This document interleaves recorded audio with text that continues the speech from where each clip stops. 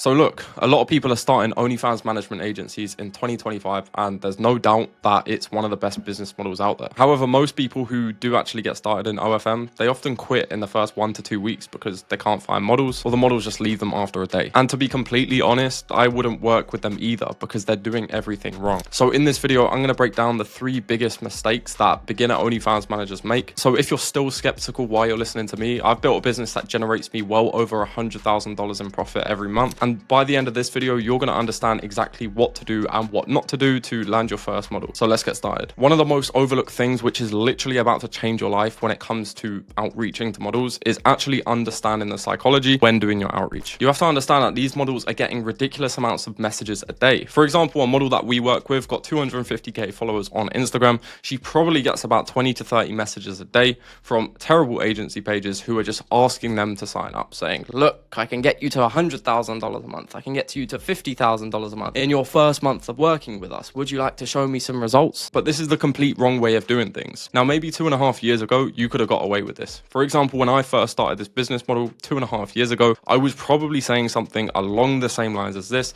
because I had a really good model that I worked with, which I could use as social proof. However, in 2025, this is not going to work. These creators are not stupid, so you cannot treat them like they are, right? If they see 100 things in their DMs every single day, which one are they going to go for? They're going to go for the one that sticks out in their mind, saying something slightly different or not promising a huge amount of money. So you seriously need to differentiate yourself when it comes to model outreach. And one way that you can do this is, for example, breaking down their page on a Loom video. So putting your face on camera, pulling up their Instagram or their TikTok or their X, and for example, showing them how they could improve their sales funnels. Or maybe they have too many links in their link tree, which is going to stop people from subscribing because they don't know which one to pick. Any value that you could give with putting your face on camera, which obviously builds trust, is definitely going to stick out in the creator's mind. And that's just how it is. You want to show that it's not just a copy and pasted message. So the second thing I want to go through, maybe you've just put the first step in place and now it's time to onboard a model. How are you actually going to onboard them? Do you have an onboarding process? Now, if not, this is where you're making a mistake. Every single professional company in the world, every professional agency will have a proper onboarding process, which they go through with every single model. So this is pretty much what you want to have. You want to have a very nicely laid out onboarding process, which you follow every single time, which makes the model be like, right, these guys actually know what they're talking about. This is a proper company, and you know, it makes them want to get started to work. So as you can see, for us, the first thing that we do is communication and team introduction. So we'll add the model to any relevant group chats. We'll do whatever we need to do to introduce them to the team. And once we have them introduced to the team, then we will move on to the next step, which is drives and navigation. So pretty much, where will all of the content be shared? We literally just use Google Drive. So we will lay out the Google Drive for the model, tell her where everything is, and then we will pretty much just send it over to the model, make sure she knows what she's doing, where to upload the content. So the model info template, which she will be filling in, so we know all of the information we need to be able to chat. The custom sheet organizer, so whenever any customs get requested, we can automatically put them on the sheet. And of course, the drive, right? And inside this drive, this is pretty much how it's laid out.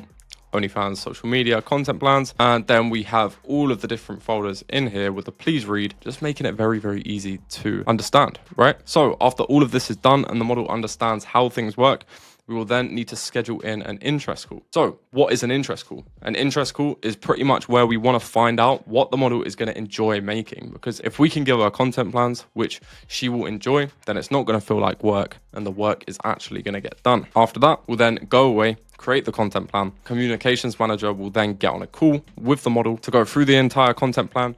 And that's pretty much when we get started with all of the work, and all of the content will be started to get made from there. So the third mistake that a lot of people make when starting in this business is doing everything by yourself and not hiring a team as soon as possible. For example, chatters, right? The worst thing that you can do is spend all of your time on chats and no time on the actual business, because chats is something that needs to be done 24 hours a day. So you could technically chat 24 hours a day and it would feel like your time is being put to good use, which I guess at the time it probably is because you're making money. However, as soon as you understand chatting and you know how to chat, you want to hire a chatter for at least 8 to 16 hours per day. Now that's going to allow you to buy back your time. And once you can buy back your time, you can then work on the business instead of in the business, which is really going to allow you to scale, right? You can never scale when you're working 16 hours a day, doing a very mundane job. It's just not possible. So as soon as you've got some sort of cash flow, you need to be putting it back into the business, back into hiring staff, and at least chatters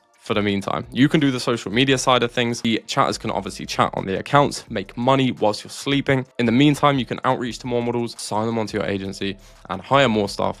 And it just goes around in a circle. But everything comes from starting to outsource the work to staff so you can buy back your time. So look, just avoiding these mistakes will completely change the growth of your agency for the better. And I know you're obviously going to want to fast track your agency, sign your first model, scale to 10 to 20K a month. So you're going to go down to the first link in the description and download our free guide to signing top OnlyFans models. And yeah, I'll see you on the other side.